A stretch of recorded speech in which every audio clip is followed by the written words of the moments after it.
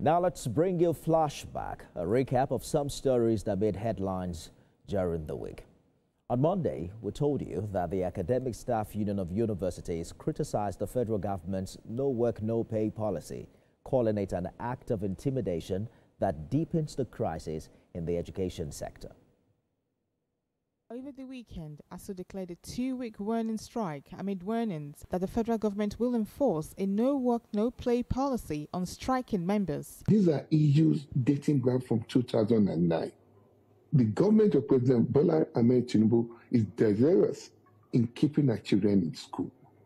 And that's why we've maintained a congenial environment. 2 academic sessions have gone without strike. It's not coincidence.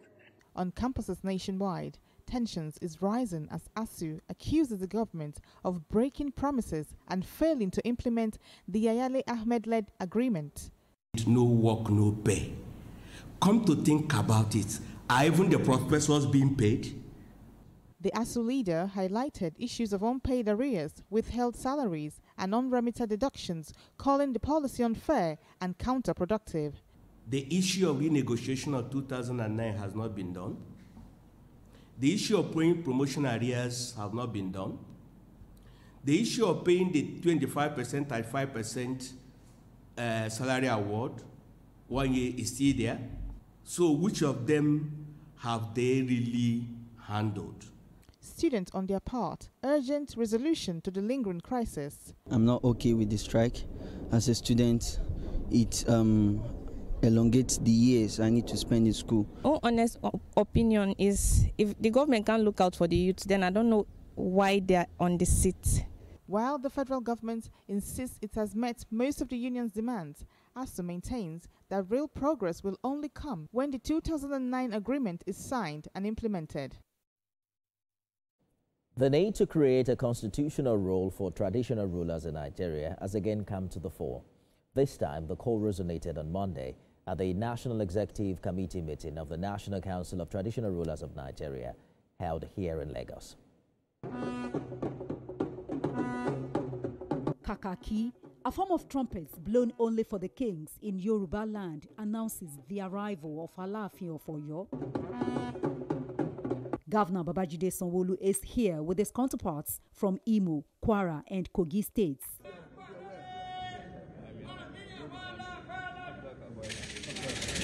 As the custodian of culture and traditions, traditional rulers urged political leaders to work collaboratively with them. Despite the challenges that we face in our country, whatever is happening across the world is happening in Nigeria.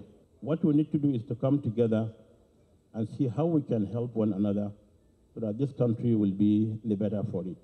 We are not competing with you. We are there to complement you in everything we do. We will continue to support your executive powers, but please, please and please, don't relegate us. Traditional institutions often find themselves in a bit of a gray area where they are respected but not officially empowered. They hold influence yet lack clearly defined roles in the Constitution. State governors said this needs to be addressed. I believe the time has come to make this right. Not necessarily by creating a new role, but even by giving legal status to what already exists. Here in Lagos, we have long understood that no government can thrive without the support of its traditional institutions, without its collaboration. Our administration is committed to working hand in hand with the Lagos State Council of Obas and Chiefs. On Tuesday, the All Progressives Congress welcomed Governor of Enugu State, Peter Mbah, to its fold. Governor Mbah said the move follows long reflection and consultations with relevant key players in the state. The governor also acknowledged the massive development programs being executed by the federal government. United by shared purpose. Together we build relationships that would always matter to me personally and to this state.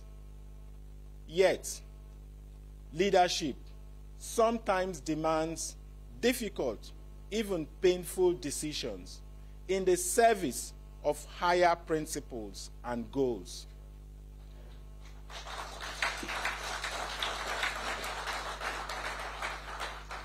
And there comes always a time when everyone must make a bold choice to determine their destiny.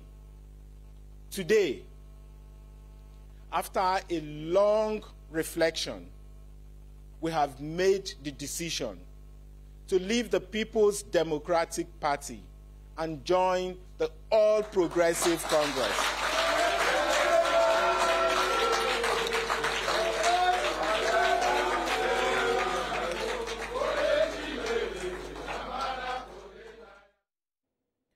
On the same day, the Federal High Court sitting in Abuja adjourned till 16th October for hearing on the suit seeking to stop the planned national convention of the People's Democratic Party. At the day's proceedings, the national chairman of the party, Umar Ilia Damagu, the national legal advisor, Kamadin Ajibade, engaged in a power tussle in open court on who has the power to appoint a legal representation of the party. While Damagu, who was physically present in court in a letter he personally signed, mandated Chris Uche, a senior advocate of Nigeria, to represent the PDP in the legal action, Ajibade, also a senior advocate of Nigeria, insisted that he was the only authority that could appoint legal representation for the PDP. A mild drama ensued when Chris Uche informed Justice Omotosho that he had a letter from the PDP national chairman appointing him to represent the party in the suit, while at the same time, Ajibade replied that he is the sole authority vested with the power by the PDP constitution to appoint legal representation for the party and cited some judgments to that effect. Apparently taken aback by the development, Justice James Omotosho stood down hearing of the matter for 10 minutes for the national chairman and the national legal advisor to go out of the court to put their house in order.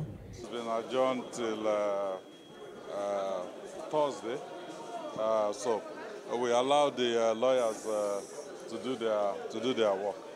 Over the representation of the second defendant, who is the PDP, and the courts adjourned more or less for that issue of representation. Justice Omotosho also joined Umar Ilia Damagu, Ali Odefa, and Chief Emmanuel Ogidi as the 7th, 8th, and 9th defendants. The first 6 defendants are the Independent National Electoral Commission (INEC), the PDP, Samuel Anyanwu, National Secretary of the party, Umar Bature, National Organizing Secretary of the party, NWC, and NEC of the party. By midweek, there was an increase in the number of defections to the All Progressives Congress. Governor of Bayelsa State, Toyedire, formally resigned from the People's Democratic Party. He announced his decision at the Executive Council chamber of the Government House in Yenagoa. The move was endorsed by 23 members of the State House of Assembly, led by the Speaker, signaling a significant shift in the state's political alignment. I, Governor Toyedire, do hereby resign my membership of the People's Democratic Party. And I'm not going to resign alone. And as you can see, I'm here with Mr. Speaker, Deputy Speaker, and all the members of our party who are going to go with me. There are some who are not here because they are on official assignments. And so today, I have formally resigned my membership of the People's Democratic Party for very obvious reasons. Also, former Senator representing Bayelsa East, Ben Murabros, announced his resignation from the People's Democratic Party and his defection to the All Progressives Congress. He explained that his decision was driven by conviction in the leadership and reform agenda of President Bola Tinubu. He praised the president's handling of the economy, security and infrastructure, describing his policies as painful but necessary reforms to lay the foundation for Nigeria's prosperity. On Thursday, when the Senate confirmed Professor Joash Amokpito as the substantive chairman of the Independent National Electoral Commission after a rigorous 2-hour screening session at the floor of the chamber. It was a defining moment inside the Senate chamber as lawmakers took turns to question Professor Joash Ojo Amokpito. the nominee for chairman of the Independent National Electoral Commission. The screening session began with the nominee reading out his academic and professional profile, one that reflected decades of experience in law, academia, and public service. While senators commended his impressive portfolio, they did not spare him the tough questions, ranging from election logistics, technology, security, and inclusivity. To answer directly and positively whether you were in fact a part of the president's legal team as alleged or speculated about. He further noted that reviewing aspects of the Electoral Act, particularly on electronic transmission of results, would enhance credibility and public confidence in the system. INEC will perform that role under Section 2 of the Act, which is a major responsibility to ensure that people are educated. You build capacity not just of your staff, of all the election stakeholders, including the political parties, the members of political parties, the masses, as well as technocrats and elites. The nomination of Professor George Amupiton, Senior Advocate of Nigeria, for appointment as Chairman, Independent National Electoral Commission, is hereby approved. Still on Thursday, a medical panel led by the Nigerian Medical Association concluded that the health condition of the detained IPOB leader, Nnamdi Kanu, is not life-threatening. The panel was appointed by Justice James Omotosho of the Federal High Court in Abuja, following conflicting medical reports from both the prosecution and the defense. In his report submitted on 13th of October and partially read in open court, the panel confirmed that Mr. Kanu is fit to stand trial. Justice Omotosho ruled that the trial will proceed, granting Nnamdi Kanu 6 consecutive days, starting from 23rd of October, to open and close his defense. And finally, on Friday, the Academic Staff Union of Universities raised an alarm over what they described as an attempt by the Federal Capital Territory Administration to take part of the University of Abuja's land. At a meeting with the Senate Committee on Tertiary Institutions and TETFund, ASUU also decried the poor funding of universities, describing lecturer salaries as the worst in Africa. With frustration and fresh appeals, as leaders of the Academic Staff Union of Universities confronted senators with what they call a pattern of neglect. Top on their list of grievances is the alleged attempt by the FCT minister, Nyesom Wike, to reclaim portions of the University of Abuja's 10,000-hectare land. The union leaders appealed directly to the Senate to wade in, urging lawmakers to prevail on the minister to let the University of Abuja be. University of Abuja would have no area left for anybody to use. In fact, what they have will not be adequate for them to use. If the minister is interested in taking land, why is he not moving to take land in the opposite direction from the military? We have been asking ourselves this question, really. And distinguished senators, you will be helping that university if you stop the minister from taking any piece of land from that university.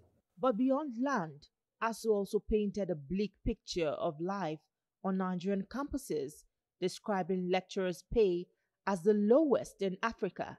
Responding, the Senate's Committee on Tertiary Institutions and TETFund, led by Senator Muntari Dandusi, assured the lecturers that their concerns will be taken seriously.